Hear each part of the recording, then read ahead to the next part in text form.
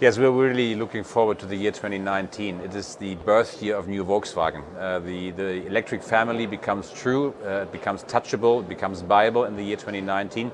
So there's several milestones in this year which we're happily actually working towards. First milestone is May 8th. We were going to start basically the pre-ordering process for the first generation of ID.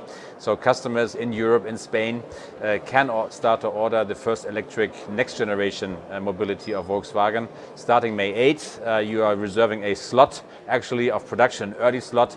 And we actually do estimate that basically this first production run is going to be sold actually before we show the car to the world in September. So that's the second step, September, Frankfurt. Everybody should join. It's a big happening around the Volkswagen brand. We're going to show the brand a new style. We have actually invented a completely new design for the brand. And the Frankfurt Motor Show will be centered around electric mobility in Volkswagen.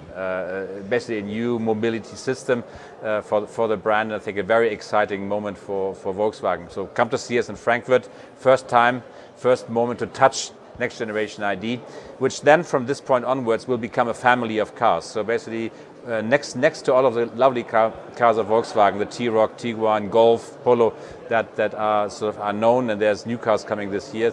We will build a second car family of cars called ID, starting 2020 for the market, and then basically end of 20 we already have two cars in the showrooms, and it will be basically growing basically almost every quarter going forward. So it's a big system start 2020, and Volkswagen is excited on the year 2019.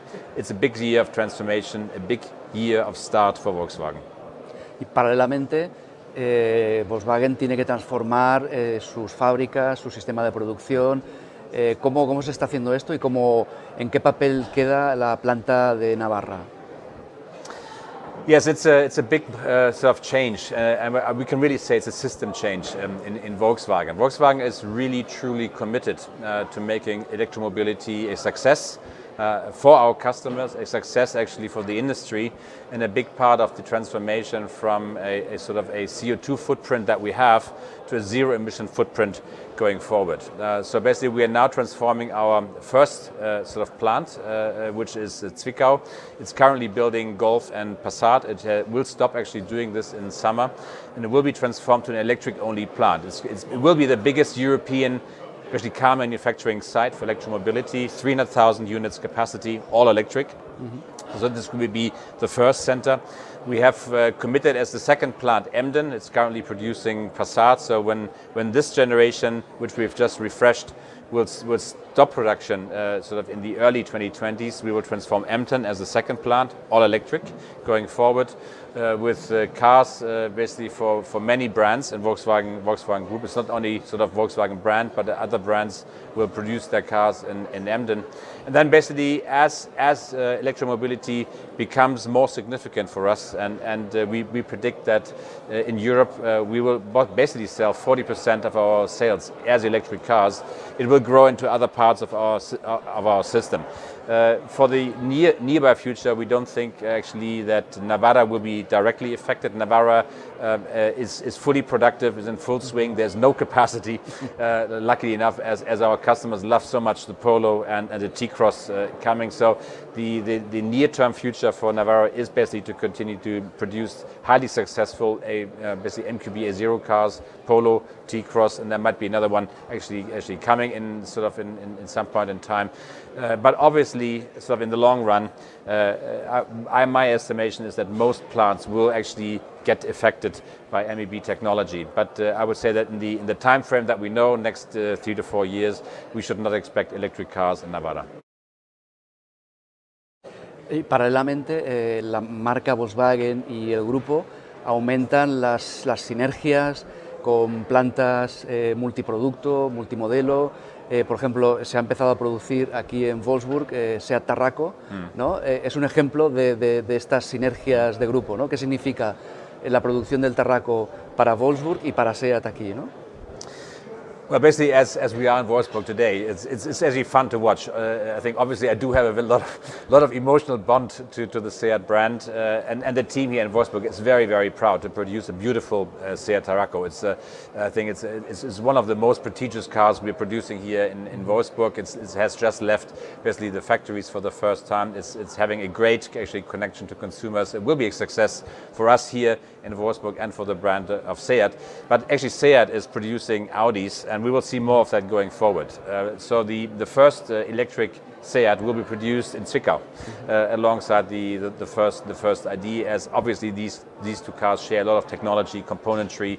A lot of our supplier base will be basically situated around the plants. That makes perfect sense. I think that's a symbol of the future. More and more plants will become focused on building efficient cars for multiple brands, sometimes two, can even multiple brands. We see this in Bratislava, for example. They're producing cars for 4 brands even.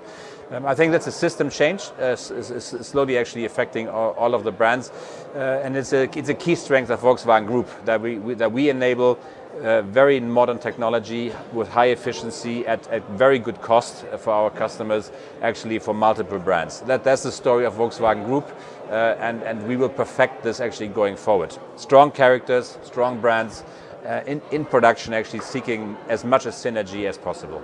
Supongo que en este momento de volatilidad, el mercado muy convulso, hay mucha presión sobre el departamento comercial para hacer previsiones, ¿no?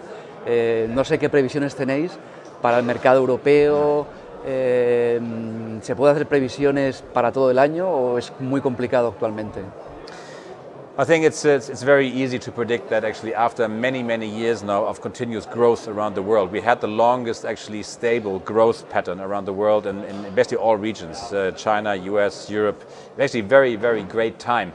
It is quite predictable that we are now coming to a phase of more consolidation. I think we should not be too nervous about Europe actually on the short term, but we saw a start of that in China. So China is sort of reducing actually its demand. I think it will come back very soon, but it's a time of consolidation, of I would say breathing deep, rethinking the strategy. I think the main concern in Europe is Brexit this year. Obviously, we don't really know what's going to happen in end of March or at a later stage.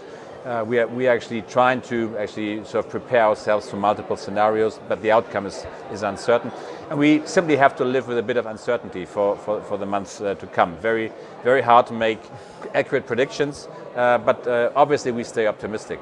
We have strong demand in Europe. The first 3 months or 2.5 months of this year showed very strong incoming orders, so customer demand is very strong. So we stay optimistic for the brand, but it's very hard to predict the outcome on a macroeconomic scale. We have to live with a little more uncertainty.